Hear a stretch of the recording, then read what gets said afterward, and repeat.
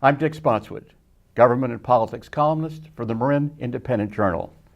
This November, the two hottest races in Marin County are for county supervisor from District 4, the so-called West Marin District, and for Superior Court judge. In the supervisorial race, two candidates have made it into the runoff after a very hotly contested June 1st round election. They're vying to succeed 20-year incumbent Steve Kinsey in the 4th District. The bulk of the geography is in West Marin, but the majority of the population in the 4th District lives in East Marin in the communities of West Novato, San Rafael, Homestead Valley, the unincorporated part of Mill Valley, San Quentin Village, and the canal portion of the city of San Rafael. The two candidates that made the runoff are both native West Marinites.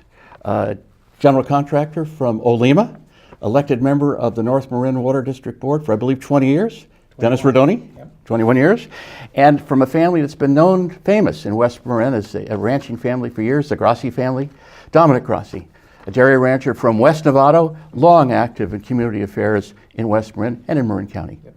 Dominic, Dennis, welcome to IJ Forum. I'm going to ask the question that I think most voters would ask you if they ran into you on the street and knew you were running for supervisor. Traffic is bothering me. What are you going to do about it, Dominic? Well, there's a lot of things to do about traffic. First of all, we need to start off by getting the Novato Narrows opened up. We need to continue to improve our infrastructure to get that finished so people can flow more smoothly. We need to get we need to get 580 open, the third lane on the bridge. I think that's extremely important to get that third lane open. We need to figure out a better way to get people from Sir Francis Drake, the Larkspur, Corte Madera area through Sir Francis Drake and over to 580 is also very important, a better way to do it. Because right now that traffic is backing up horrendously all the way into Corte Madera. And so that is key. If we do a direct flyover, we got to work closely with the city of San Rafael to see if there's something that we can do there. But we need to start those discussions as soon as possible. We also need to improve and expand the yellow bus program that the county has started. There's a pilot program going on now. We need to figure out how to pay for it, but we need to do that. That's for school kids? The school kids. Because right now, roughly 20% of your traffic in Marin County is caused by parents taking kids to school. And we need to do a better job of letting parents know their kids are going to get to school safely if they're on buses. Because if we could take that 20% of traffic off, that makes a huge difference. And that is something I think that we could do right away, and it would have an immediate effect. That's one of the places I'd start. Dennis, traffic, the number one issue. Sure, my promise from the beginning has been to not make traffic worse. I need to consider traffic in all my decision makings to make sure that I don't do anything to make traffic worse, and I understand the unintended consequences of changes that we do make. As Dominic mentioned, on the state side, certainly the Novato Narrows and 580 on the Richmond Bridge, opening the lane, and the 580-101 interchange are tremendous congestion in Marin. And we need hopefully work with the state, Caltrans, and our officials at the state to make that improve and make it better. I know the Richmond Bridge third lane is opening soon, and that's really a good move. And I know there's a bike lane on the top coming to our side of the bridge, and I think that needs to be watched carefully to see what the usage is, so we can make some changes to that if it's needed. Locally, as Dominic said, the Yellow School Bus is an excellent program. We need to continue to expand that. We need to get mothers and fathers off the road when they're taking their kids to school and make it safe for them to do so. Likewise, we need to expand the safe routes to schools and safe bicycling in Marin so people have other opportunities. Some of the other important things, though, I think we need to look at are company shuttles, where shuttles work really well. I know Marin Municipal Water District have been doing it for about 15 years, the shuttle between Petaluma and San Rafael, and I think that's a kind of creative idea that we need to look into. There's no one fix for traffic, though, for sure. Dennis, part of your district, and Dominic, part of your district is the city of San Rafael. Not all of it, but a portion of it. There's an issue that's bedeviled San Rafael in recent years, but it's really not a San Rafael issue. It's a county issue, and that's the homeless situation. And I'm talking about the chronic homeless, not the precariously housed, but the chronic homeless that you see in San Rafael. You see sometimes in Novato, sure. Mill Valley. It's not. It's everywhere. Emphasized. It's everywhere. Also, there's the aspect that the controversy over Laura's Law, which is a law which would prescribe treatment for those that believe they do not need treatment. Yeah. Laura's Law is local option, and Marin County has rejected the idea on a 4-to-1 vote of the Board of Supervisors. How would you two candidates for the Board of Supervisors address homelessness And what's your thoughts on Laura's Law? Sure. Dennis? First of all, in Laura's Law, I've been a big-time supporter of that from the very get-go. I think it's an important tool to have available. It doesn't fix everything, but it's an important tool to have available to our social services and our families that need help, that want to work with their person on the street. The other issue regarding the homeless, we need a homeless center somewhere in Marin. And I think one of the things the supervisors need to do is to champion that movement so that the weight is off the back of the city of San Rafael, and have one or two supervisors take that as a position that they will lead us all on. They have discussions with all cities to see about what their participation should be in terms of a site, in terms of money. But the most important thing is that the self-service center needs to be somewhere that's going to work. And unfortunately, San Rafael is built around a lot of medical facilities that are for free and are funded federally. And that's a hard thing to avoid when you're looking for something that would be compatible for a homeless center. Certainly the rest program is very, very important, and we need to have a year-round rest program. But I think the main thing we need to do is have a discussion with all the players involved to help out San Rafael, to see if there is another site that could be available, that could be used in the county, in another city, and go from there. Dominic, homeless. How do we address it? And I think there's probably even a West Marin aspect to it. Oh, there is. It's not as prevalent as it is here in East Marin and San Rafael, but it is an issue that we have throughout the whole county. Starting with Laura's Law, as well as Dennis mentioned his support for it, and I'm open to see if that law will work for Marin County. But what I've seen thus far, and having talked to supervisors and talked to Health and Human Services, it really wouldn't work and help in Marin County yet. And the reason is we're not prepared for it. We don't have the facilities to handle it. So what I really want to see is for us to get that full-time facility where we have the ability to put people in homes, to take care of them, to get them off the street. But it has to be, as Dennis mentioned, the word full service, a full service center. And for me, you got to have the food there, because we don't have to bus them somewhere else for food. They got to have their medications there, where they can take them if they need them. They have to, in my opinion, something I want to add to this is an educational component. Because some people that are homeless are just down on their luck. And so we need to be able to say, these are people that are healthy enough mentally to have jobs. They're just down on their luck. So let's get them specific trade education. Work with College of Marin and develop that program. I think it's really important. So right now, I haven't favored Laura's Law, but that doesn't mean I won't in the future if we can get the appropriate stuff done. But I want to expand upon homelessness itself, because yesterday I actually had the opportunity to sit down with Gary Phillips for about an hour and a half and talk specifically about the canal and homelessness.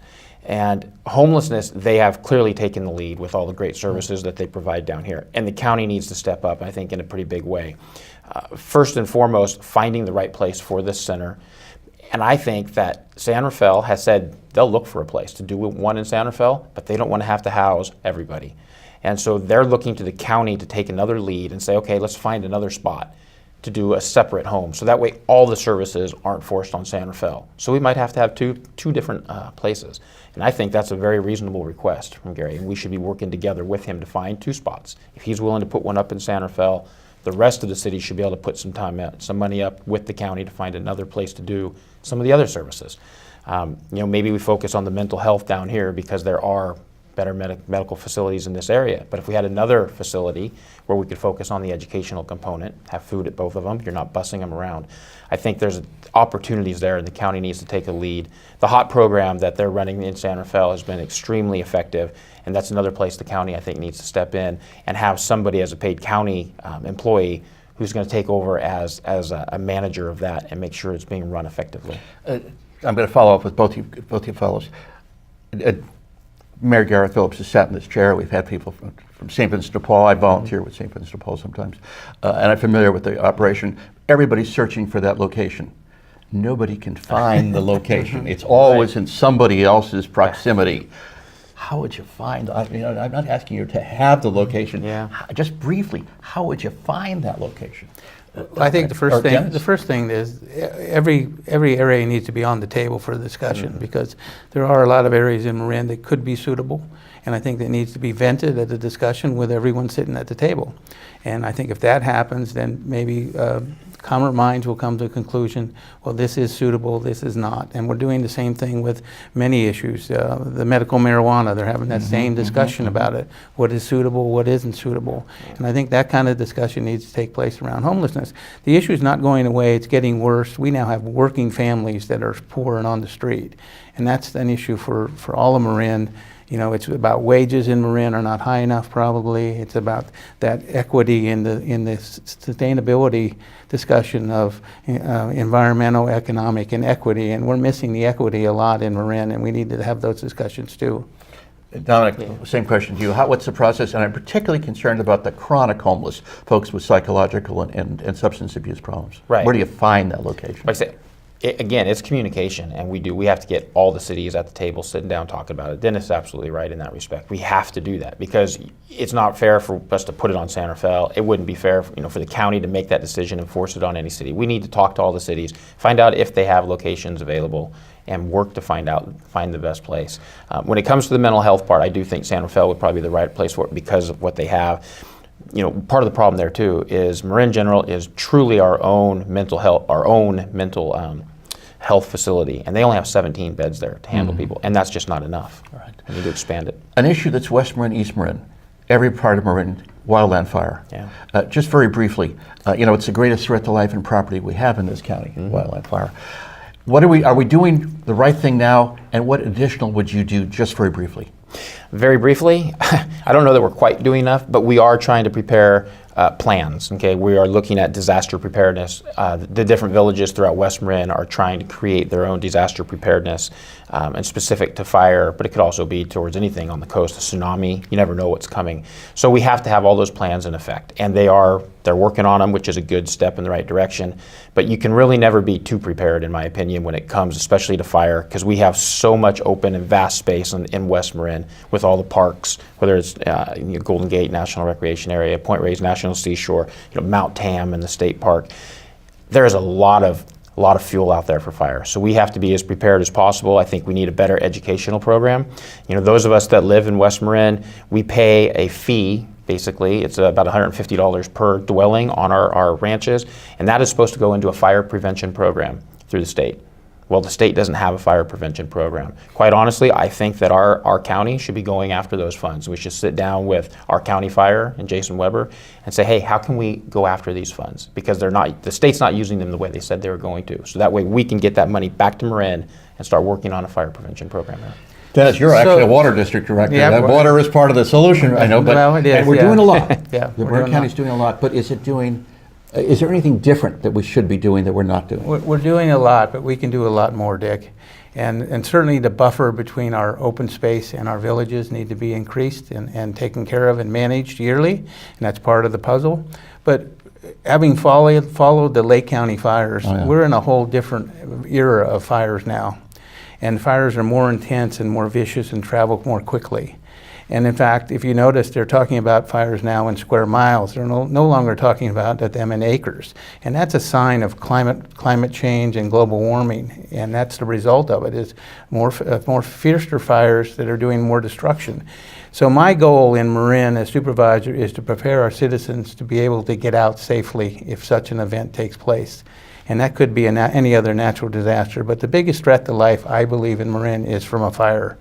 And people should sign up to alertmarin.org, which is a text mechanism that they can get it on their phone of a potential threat to them, where they're living, where their home is, or where their address they put into the phone system. And that's really important. They should do that. But we need to work very carefully with our communities to make sure they have an evacuation plan in place, because I'm talking to people in my district and they don't have plans in place in Homestead and areas like that. Then we need to have those, because my main concern is getting people out safely in a fire or a natural disaster. After the big Oakland-Berkeley fire of 20 years ago or something, the public safety director of Mill Valley said at the time, I used to think we'd get everybody out.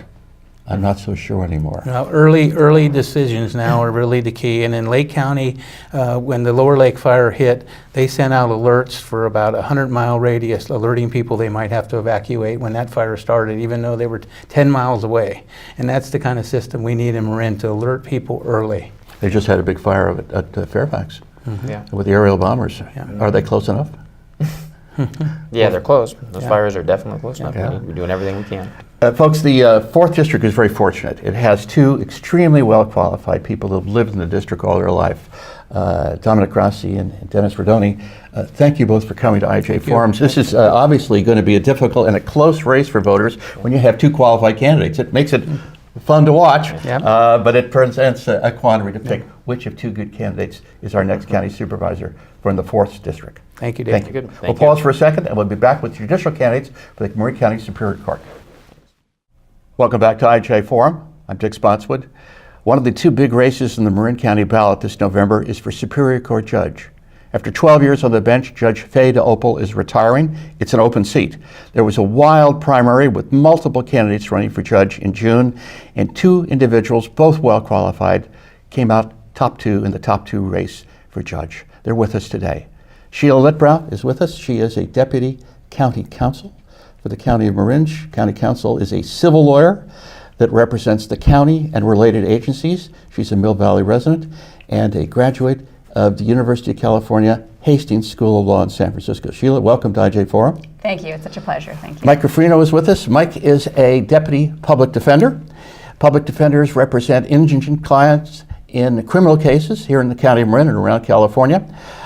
Mike is a resident of the city of Sausalito. Prior to that, he was a Point Reyes Station resident, and he is a graduate of the University of Wisconsin School of Law. Mike, welcome to IJ Forum. Thank you, Dick. Thank you very much. Mike, to start with you, you're two qualified candidates, both experienced attorneys. What differentiates the two of you? Well, Dick, I think maybe the first thing is that my day-to-day work happens in the courtroom, which is where trial judges obviously do their work and spend most of their time. And what I mean by that is that I'm in the courtroom starting when the calendar is called at 9 o'clock, and I'm representing clients at arraignments, at motion hearings, at bail hearings, at jury trials, at sentencings, participating in the life of the courtroom. So that's the number one thing, is that I work in the courtroom. The number two thing is that I represent people, actual individuals, and a wide variety of people from all walks of life, really, who are charged with a crime.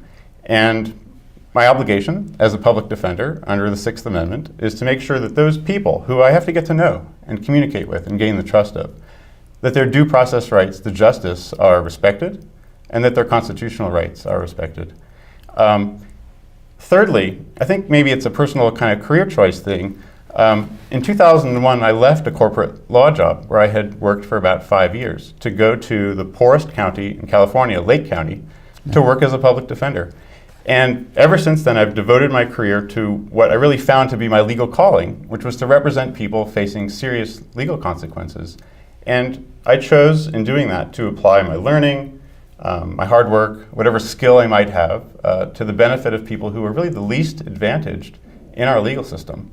And I had worked in civil law for 5 years. You mentioned correctly that I'm a criminal practitioner, but I also have civil experience. And I left that, as I said, after having gained wonderful and valuable experiences doing commercial law. But to me, the criminal law and criminal defense of constitutional rights and getting to know people, trying to make decisions that affect their lives based on things other than bias and prejudice, to me, that really was a more natural fit. So I think those are perhaps three of the things that differentiate the two of us as candidates. Thanks, Mike. Sheila, Sure. what differentiates you from Mike and makes you the person that the voters should pick? So I have 23 years of experience representing a very wide variety of clients in my career. I began my career spending over 5 years representing the poor and disabled, very mentally and severely disabled individuals, and I was the only Spanish-speaking attorney doing that. I then transitioned to more of the traditional defense. I worked at a nationwide law firm. I did litigation exclusively. I was elevated to partner ahead of schedule. I was the only female partner at the time. And then I've been doing work serving the county for the past 10 years and working on a wide variety of different issues that really affect our county, from legal issues affecting or that deal with sustainable agriculture, to education, to flooding. I've had the opportunity to serve as a representative in jury trials and bench trials in state and federal court. I've had an opportunity to argue in front of the California Supreme Court. But really what I see as differentiating the two of us is that in addition to all of that, I actually serve as a neutral. Being an attorney when you're really zealously advocating for a client is very different from the role of a judge when you're in fact listening to parties, weighing evidence, and actually making those decisions. And I serve as a judge pro tem, and I have been in the small claims court calendar in Marin Superior Court, where I have the opportunity to listen to parties, to hear all kinds of cases, to weigh the evidence, and to then have to make these decisions. I also serve as a neutral because I'm a mediator for the U.S. District Courts. And so in that capacity, I also have to listen and help resolve disputes, which is really important because a large part of, or at least a part of what the courts have to do is see if they can resolve disputes, especially in the civil bench, where 95% of the cases ultimately resolve. And so I think it's really the broad-based experience I bring, my connection to the community here at the county, working on a wide variety of matters that affect the county, and my courtroom, my civil experience, and my judicial experience that make me stand out. I know to both of you, when the general public asks, and I'm a lawyer, and ask me, well, what are you criteria do you use to pick a judge? Both look like experienced people, not just you, but in general, both of you folks are experienced, but most candidates that get to the second round, if we have that, are pretty experienced. So what criteria, Mike, should the voter look for in the person who's a judge? And I'm not just asking about yourself, but it's a general proposition. What should they look for? Right. You know, I think, as I mentioned before, extensive courtroom and trial experience are probably the number one criterion that you want in a judge. And I have that. You know, I spend my time in the courtroom. I have thousands of courtroom hours under my belt. I've completed over 50 jury trials to verdict, including in cases where my clients were facing the most serious consequences of potentially going to prison for the rest of their life. And judges are in a position of having to make rulings on, as you know, evidentiary objections on a kind of in an accurate way and in a timely way. And in order to acquire the ability to do that, you really have to have spent a lot of time making such objections, listening to them, and seeing judges rule on them. And so I would say that time in the courtroom is very important. Secondly, demeanor and the ability to endure stressful situations with equanimity. And frankly, as a public defender, we encounter a lot of stressful situations, just as judges do. Judges are dealing with emotional situations in many contexts, and judges are expected to remain calm and neutral and rational and apply the law. And as public defenders, we do that as well, and we have to act independently, which is another skill that judges are absolutely required to have, which is to apply the law and make sure that the law is followed regardless of public opinion.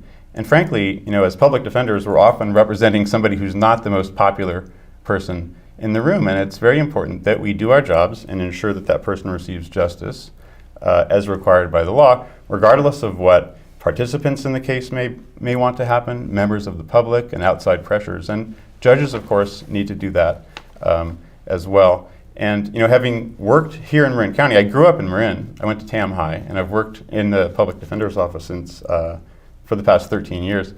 The court clerks, every court clerk who's endorsing in this race has endorsed me. These are people who actually work in the courtroom and kind of maintain the levers and gears of justice.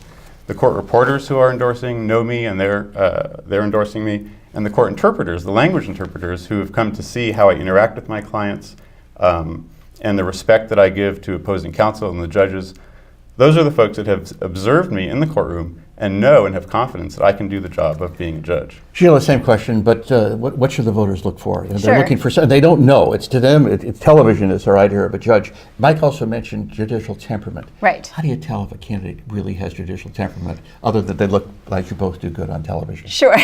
Well, Socrates has talked about the qualities of being a judge, and his words still ring true today, and that is, that a judge must answer courteously, hear and decide, or hear courteously, answer wisely, consider soberly, and decide impartially. And I think that those 4 qualities still ring true today. When you're sitting up there, as I have, serving as a judge pro tem, you really get that understanding that the words that you say really matter. And what's so important to me is to ensure that everybody have an equal voice in the courtroom. But when we talk about temperament, temperament is something that every single person who goes into the courtroom wants to feel as though they've been heard. One person's not going to be pleased with the decision. One person is. But if both parties can feel as though they've been heard, that's a wonderful thing, and that's what we have to provide the litigants that come into the courtroom. I'm really proud, between the two of us, I think I'm the only one who has actually gone through the judicial appointment process with the governor. And as part of that, one of the things that they do is they send out postcards to everybody in the community, and they call up the judges, they call up the mediators, they call up everybody. And most often, people who apply get at least 1 or 2 negative comments that they then have to defend in front of the commission. And because, when you're litigating, you might get really heated and you might say some things that, might not be so nice to your opposing counsel or may not come off sounding so nice to the judge. And I am really pleased to report that I went through that process and I received nothing but positive comments. And my demeanor is reflected in the endorsements that I have received, which is every single endorsing judge in Marin County is endorsing me, who's currently on the bench. And that includes judges from every single department: criminal, civil, probate, juvenile, and family. And so, I believe that really when you're talking about who has the temperament to serve, you really need to look at those who are actually serving in the capacity of judge to really understand. Additionally, I have received the unanimous support of all 5 county supervisors. I work with them. They know my temperament. They know the type of work I do. They know how I present. We're getting ready to finish up, but I want to ask one question which has come up of recent, and that's criticism of and defense of the family law bench in Marin County. I say this as a person who years ago practiced much family law but no longer does. Very briefly, what's your reaction to that criticism? We were asked about that at a forum recently, and frankly, I don't have any personal experience with the controversy because I very rarely appear in family court as a criminal practitioner. Right. We do go to family court on occasion when our clients have kind of related family court matters, but I'm not in a position of any authority to talk about controversies that happen in the family court. I think in general we have a very good courthouse and we have very good judges, but one of the issues that caused me to want to run is a kind of structural vacuum on our bench, which distinguishes Marin County from every other of the 9 Bay Area counties, and that is that we don't have any judge on our bench who ever worked as a career indigent defender, which is what I do. And to me, that is at odds with the basic equilibrium that we strive for in government generally, because almost all of our criminal judges worked as prosecutors, which is, of course, a vital function in our criminal justice system. But justice doesn't happen in our system unless you've got both defense attorneys and prosecutors. And defense attorneys have as much interest in crime being suppressed and in people not committing crimes as anybody else. But we don't have anybody on our bench right now who spent his or her career, as I did, defending constitutional rights, making sure that those cherished liberties are available for everybody. And I think that represents an imbalance on our bench that would be corrected by electing me, not because I would be lenient, but because I have kind of unique experiences seeing the criminal justice system from the side of the accused, and not just, as we kind of have it now, from the other side of the equation. Sheila, the question again was the family law bench, and, Right. and neither of you, you're a criminal defense attorney. You're a civil attorney representing the county, so you're not in family law often, are you? No, we don't end up in family law, although our office does go down when we're dealing with removal of a child. Oh, yeah. And those are equally emotional issues. I think family court, I think we can all agree that family court is where you have matters that are just, that can rip your heart out. I mean, when you're talking about child custody, when you're talking about divorce, those are very emotional issues. And I think that people tend to, when decisions are made, those are very hard decisions to make. And I think that, that may be part of where the concerns or the comments are made about family court, because when you get an adverse decision, it's not like you just, you're losing money. You're actually losing potentially your own children. And so, I think that plays into that as well. But I think that overall, what we need to make sure is that we have a judge who wants to ensure that everybody have an equal voice in the courtroom. That to me is really important. So whether or not you're a father or a mother or somebody who's extremely down on their luck or somebody who isn't, whether you're a criminal defendant or whether you're a victim, everybody deserves an equal right in the courtroom. And that's something that I really strive to want to make sure happens in our courtroom. Sheila, Mike, this is, for one of you, this is the last time I'm going to be able to not have to call you Judge or Your Honor. So the voters need to understand that the primary really vetted you two people very well. The two finalists in a very difficult and diverse field have emerged, clearly both qualified, clearly both different. So the voters are going to have to struggle as they decide who is going to be the next Superior Court judge to replace a very honored member of the bench, Judge Veda Opal. Mike, thank you for being here today. Thank you for running. It's not every lawyer wants to be a judge. I say that to you, Sheila, as well. It's a difficult assignment at times. Sheila, thank you for being with us. Absolutely. And thank you Thank for you so watching much for having IJ us. Forum. I'm Dick Spotswood, politics and government columnist for Marin Independent Journal. Thank you.